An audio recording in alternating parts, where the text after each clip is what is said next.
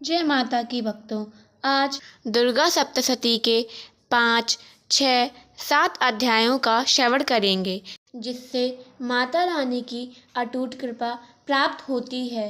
तो 5वां अध्याय सुनाने जा रही हैं, तो सुनिए। देवताओं द्वारा देवी की स्तुति। महर्षि मेघा ने कहा, पूर्व काल में शुंभ निशुंभ नामक असुरों ने अपने बल के मद इंद्र का त्रिलोकी का राज्य और यज्ञों के भाग छीन लिए, और वह दोनों इसी प्रकार सूर्य, चंद्रमा, धर्मराज और वरुण के अधिकार भी छीनकर स्वयं ही उनका उपयोग करने लगे।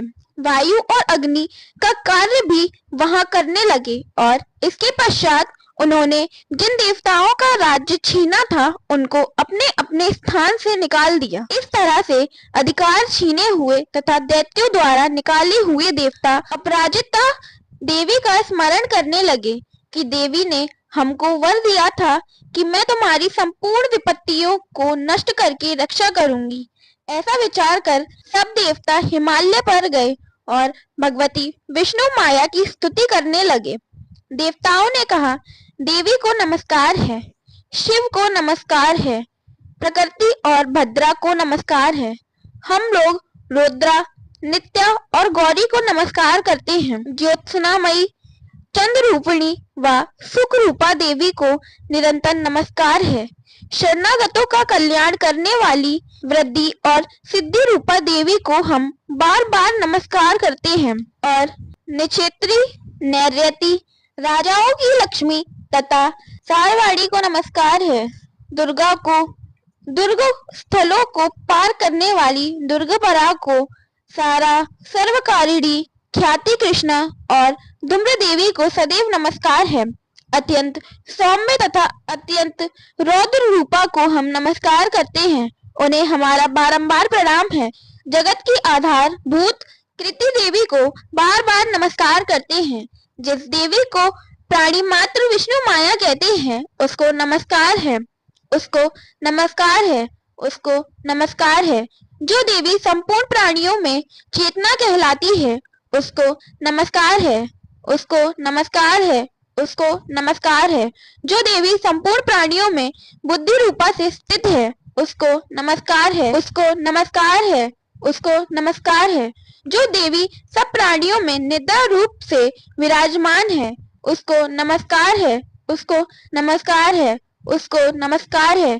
जो देवी संपूर्ण प्राणियों में क्षुधा रूप से विराजमान है उसको नमस्कार है, उसको नमस्कार है, उसको नमस्कार है। जो देवी संपूर्ण प्राणियों में छाया रूप से स्थित है उसको नमस्कार है, उसको नमस्कार है, उसको नमस्कार है। जो देवी सब प्राणियों में शक्ति रूप से स्थित है उसको नमस्कार है, उसको नमस्कार है, उसको नमस्कार है।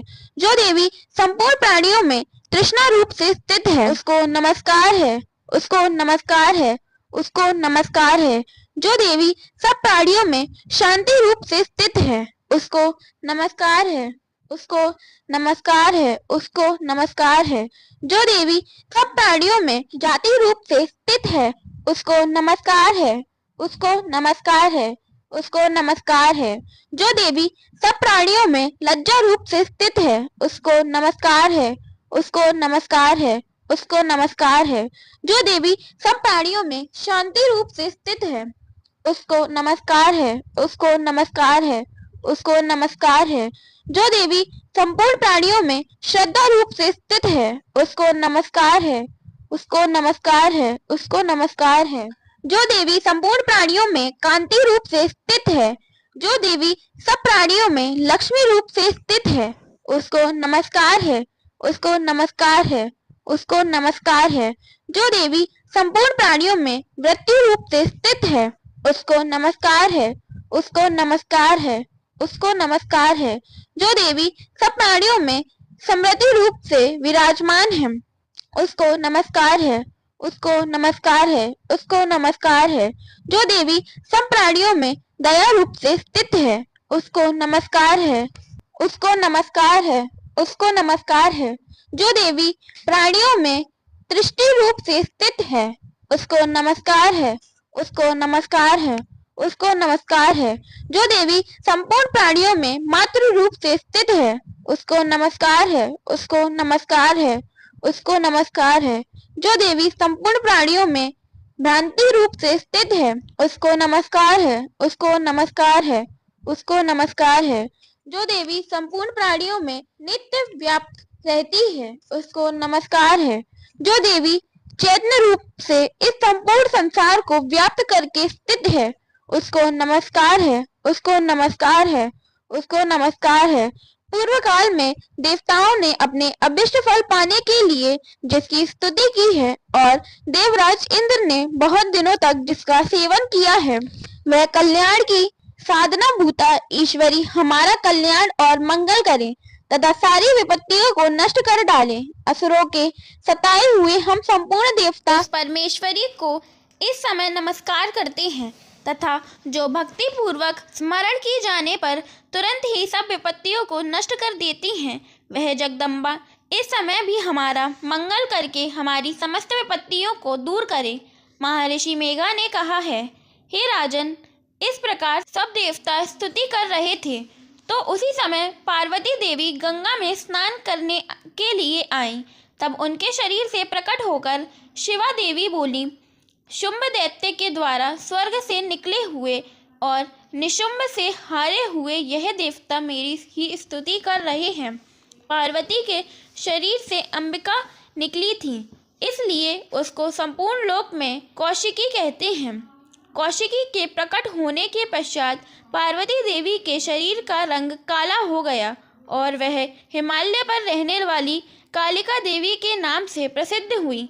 फिर शुंभ और निशुंभ के दूत चंड मुंड वहां आए और उन्होंने परम मनोहर रूप वाली अंबिका देवी को देखा। फिर वह शुंभ के पास जाकर बोले, महाराज, एक अत्यंत सुंदर स्त्री हिमालय को प्रकाशित कर रही है। वैसा रंग रूप आज तक हमने किसी स्त्री में नहीं देखा। हे असुरेश्वर, आप यह पता लगाएं कि वह कौन है और उसको ग्रहण कर लें।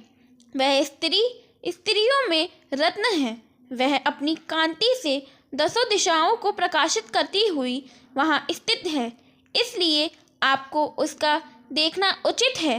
हे प्रभु, तीनों लोकों के हाथी, घोड़े और मणि इत्यादि जितने रत्न हैं, वह सब इस समय आपके घर में शोभायमान हैं। हाथियों में रत्न रूप ऐरावत हाथी और उच्चेश्वा नामक घोड़ा तो आप इंद्र से ले आए हैं। हंसों द्वारा जुता हुआ विमान जो कि ब्रह्मा जी के पास था, अब भी आपके पास है। यह है महापज्ञ नामक खजाना, आपने कुबेर से छीना है। समुद्र ने आपको सदा खिले हुए फूलों की किंजलिकनी नामक माला दी है। वरुण का कंचन की वर्षा करने वाला छत्र आपके पास है। रथों में श्रेष्ठ प्रजापति का रथ भी आपके पास ही है। हे दैत्येंद्र, मृत्यु से उत्कांदिता नामक शक्ति भी आपने छीन ली है और वरुण का पाश भी आपके भ्राता निशुंभ के पास ही है और समुद्र में पैदा होने वाले सब प्रकार के रत्न भी आपके भ्राता निशुंभ के अधिकार में हैं और जो अग्नि में ना जल सके ऐसे 2 वस्त्र भी अग्निदेव ने आपको दिए हैं। हे दैत्यराज, इस प्रकार सारी रत्न रूपी वस्तुएं आप संग्रह कर चुके हैं, तो फिर आप यह कल्याणमयी स्त्रियों में रत्न रूप अनुपम स्त्री आप क्यों नहीं ग्रहण करते? महर्षि मेघा बोले, चंडमुंड का यह वचन सुनकर शुंभ ने विचार की सुग्रीव को अपना दूत बनाकर देवी के पास भेजा जाए। प्रथम उसको सब कुछ समझा दिया और कहा कि वहां जाकर तुम उसको अच्छी तरह से समझाना और ऐसा उपाय करना जिससे वह प्रसन्न होकर तुरंत मेरे पास चली आए। भली प्रकार समझाकर कहना। दूत सुग्रीव पर्वत के पास उस रमणीय भाग में पहुंचा जहां देवी रहती थी। दूत ने कहा, हे देवी, दैत्यों का राजा शुंभ जो इस समय तीनों लोकों का स्वामी है, मैं उसका दूत हूँ और यहाँ तुम्हारे पास आया हूँ। संपूर्ण देवता उसकी आज्ञा एक स्वर से मानते हैं। अब जो कुछ उसने कहला भेजा है वह सुनो। उसने कहा है, इस समय संपूर्ण त्रिलोकी मेरे वश में है और संपूर्ण यज्ञों के भाग को पृथक पृथक मैं ही लेता हूँ और तीनों लोकों में जितने श्रेष्ठ रत्न हैं वह सब मेरे पास हैं। देवराज इंद्र का वाहन ऐरावत मेरे पास है जो मैंने उससे छीन लिया है उच्चिष्टवा नामक घोड़ा जो क्षीर सागर मंथन करते समय प्रकट हुआ था, उसे देवताओं ने मुझे समर्पित किया है। हे सुंदरी, इनके अतिरिक्त और भी जो रत्न भूषण पदार्थ देवताओं के पास थे, वह सब मेरे पास है। हे देवी, मैं तुम्हें संसार की स्त्रियों में रत्न मानता हूँ, क्योंकि रत्नों का उपभोग करने वाला मैं ही हूँ। हे चंचल कटाक्षों वाली सुंदरी, अब यह मैं तुझ पर छोड़ता हूँ कि तू मेरे या मेरे भाई महापराक्रमी निशुंभ की सेवा में आ जाए। यदि तू मुझे वरेगी तो तुझे अतुल महान ऐश्वर्य की प्राप्ति होगी, अतः तुम अपनी बुद्धि से यह विचार कर मेरे पास चली आओ। महर्षि मेघा ने कहा। दूत के ऐसा कहने पर संपूर्ण जगत का कल्याण करने वाली भगवती दुर्गा मन ही मन मुस्कुराईं और इस प्रकार कहने लगी। देवी ने कहा, हे दूत, तू जो कुछ कह रहा है वह सत्य है और इसमें किंचित मात्र भी झूठ नहीं है। शुंभ इस समय तीनों लोकों का स्वामी है और निशुंभ भी उसी की तरह पराक्रमी है, किंतु इसके संबंध में मैं जो प्रतिज्ञा कर चुकी हूँ उसे मैं कैसे झुठला सकती हूँ। अतः तू मैंने जो प्रतिज्ञा की है उसे सुन। जो मुझे युद्ध में जीत लेगा और मेरा अभिमान को खंडित करेगा तथा बल में मेरे समान होगा, वही मेरा स्वामी होगा। इसलिए शुंभ अथवा महापराक्रमी निशुंभ यहाँ आवे और युद्ध में जीतकर मुझसे विवाह कर ले। इसमें भला देर की क्या आवश्यकता है। दूत ने कहा, हे देवी, तुम अभिमान में भरी हुई हो, मेरे सामने तुम ऐसी बात ना करो। इस त्रिलोकी में मुझे तो ऐसा कोई दिखाई नहीं देता जो कि शुंभ और निशुंभ के सामने ठहर सके। हे देवी, जब अन्य देवताओं में से कोई शुंभ व निशुंभ के सामने युद्ध में ठहर नहीं सकता, तो फिर तुम जैसी स्त्री उनके सामने रणभूमि में ठहर सकेगी। जिन शुंभ आदि असुरों के सामने इंद्र आदि देवता नहीं ठहर सके, तो फिर तुम अकेली स्त्री उनके सामने कैसे ठहर सकोगी। अतः तुम मेरा कहना मानकर उनके पास चली जाओ, नहीं तो जब वह तुम्हें केश पकड़कर घसीटते हुए ले जावेंगे तो तुम्हारा गौरव नष्ट हो जाएगा। इसीलिए मेरी बात मान लो। देवी ने कहा, जो कुछ तुमने कहा ठीक है। शुंभ और निशुंभ बड़े बलवान हैं, लेकिन मैं क्या कर सकती हूँ, क्योंकि मैं बिना विचारे प्रतिज्ञा कर चुकी हूँ। इसलिए तुम जाओ और मैंने जो कुछ कहा है वह सब आदरपूर्वक असुरेंद्र से कह दो। इसके पश्चात जो वह उचित समझे करें। इसके साथ दुर्गा सप्तशती का 5वां अध्याय संपूर्ण होता है। जय माता दी। तो सुनते हैं दुर्गा सप्तशती का 6वां अध्याय। सुनिए। धूम्रलोचन वध। महर्षि मेघा ने कहा। देवी की बात सुनकर दूत क्रोध में भरा हुआ वहां से असुरेंद्र के पास पहुंचा और सारा वृतांत उसे कह सुनाया। दूत की बात सुन असुरेंद्र के क्रोध का पारावार न रहा और उसने अपने सेनापति धूम्रलोचन से कहा, धूम्रलोचन, तुम अपनी सेना सहित शीघ्र वहां जाओ और उस दुष्टा के केशों को पकड़कर उसे घसीटते हुए यहाँ ले आओ। यदि उसकी रक्षा के लिए कोई दूसरा खड़ा हो, चाहे वह देवता, यक्ष अथवा गंधर्व ही क्यों ना हो, उसको तुम अवश्य मार डालना। महर्षि मेघा ने कहा। शुंभ के इस प्रकार आज्ञा देने पर धूम्रलोचन 60,000 राक्षसों की सेना को साथ लेकर वहां पहुंचा और देवी को देख ललकार कर कहने लगा, अरे तू अभी शुंभ और निशुंभ के पास चल। यदि तू प्रसन्नता पूर्वक मेरे साथ ना चलेगी तो मैं तेरे केशों को पकड़ घसीटता हुआ तुझे ले चलूंगा। देवी बोली, असुरेंद्र का भेजा हुआ तेरे जैसा बलवान यदि बलपूर्वक मुझे ले जावेगा तो ऐसी दशा में मैं तुम्हारा कर ही क्या सकती हूँ। महर्षि मेघा ने कहा। ऐसा कहने पर धूम्रलोचन उसकी ओर लपका, किंतु देवी ने उसे अपनी हुकार से भस्म कर डाला। यह देखकर असुर सेना क्रुद्ध होकर देवी की ओर बढ़ी, परंतु अंबिका ने उन पर तीखे बाणों, शक्तियों तथा फरसों की वर्षा आरंभ कर दी। इतने में ही देवी का वाहन भी अपनी ग्रीवा के बालों को झटकाता हुआ और बड़ा भारी शब्द करता हुआ असुर सेना पे कूद पड़ा। उसने कई असुर अपने पंजों से, कई अपने जबड़ों से और कईयों को धरती पर पटककर अपनी दाढ़ों से घायल करके मार डाला। उसने कई असुरों के अपने नखों से पेट फाड़ डाले और कई असुरों का तो केवल थप्पड़ मारकर सिर धड़ से अलग कर दिया। कई असुरों की भुजाएं और सिर तोड़ डाले और गर्दन के बालों को हिलाते हुए उसने कई असुरों को पकड़कर उनके पेट फाड़कर उनका रक्त पी डाला। इस प्रकार देवी के उस महाबलवान सिंह ने क्षण भर में असुर सेना को समाप्त कर दिया। शुंभ ने जब यह सुना कि देवी ने धूम्रलोचन असुर को मार डाला और उसके सिंह ने सारी सेना का संहार कर डाला, तब उसको बड़ा क्रोध आया। उसके मारे क्रोध के ओठ फड़कने लगे और उसने चंड तथा मुंड नामक महाअसुरों को आज्ञा दी, हे चंड, हे मुंड, तुम अपने साथ एक बड़ी सेना लेकर वहां जाओ और उस देवी के बाल पकड़कर उसे बांधकर तुरंत यहाँ ले आओ। यदि उसको यहाँ लाने में किसी प्रकार का संदेह हो तो अपनी सेना सहित उससे लड़ते हुए उसको मार डालो और जब वह दुष्टा और उसका सिंह दोनों मारे जावे तब भी उसको बांधकर यहाँ ले आना। तो इसके साथ दुर्गा सप्तशती का 6वां अध्याय पूर्ण होता है। तो अब सुनेंगे दुर्गा सप्तशती का 7वां अध्याय, चंड और मुंड का वध। महर्षि मेघा ने कहा, दैत्यराज की आज्ञा पाकर चंड और मुंड चतुरंगी सेना को साथ लेकर हथियार उठाए हुए देवी से लड़ने के लिए चल दिए। हिमालय पर्वत पर पहुंच कर उन्होंने मुस्कुराती हुई देवी को जो सिंह पर बैठी हुई थी देखा। जब असुर उनको पकड़ने के लिए तलवारें लेकर उनकी ओर बढ़े तब अंबिका को उन पर बड़ा क्रोध आया और मारे क्रोध के उनका मुख काला पड़ गया और उनकी भुक्तियां चढ़ गईं।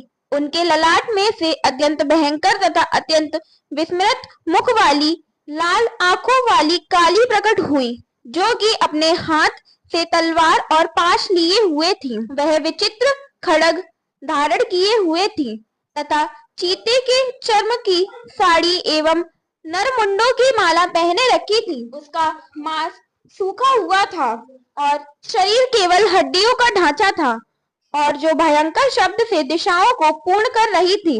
वह असुर सेना पर टूट पड़ी और दैत्यों को भक्षण करने लगी। वह पार्श्व रक्षकों, अंकुशधारी महाव्रतों, हाथियों पर सवार योद्धाओं और घंटा सहित हाथियों को एक हाथ से पकड़कर अपने मुंह में डाल रही थी और इसी प्रकार वह घोड़े, रथों, सारथियों व रथों में बैठे हुए सैनिकों को मुंह में डालकर भयानक रूप में चबा रही थी।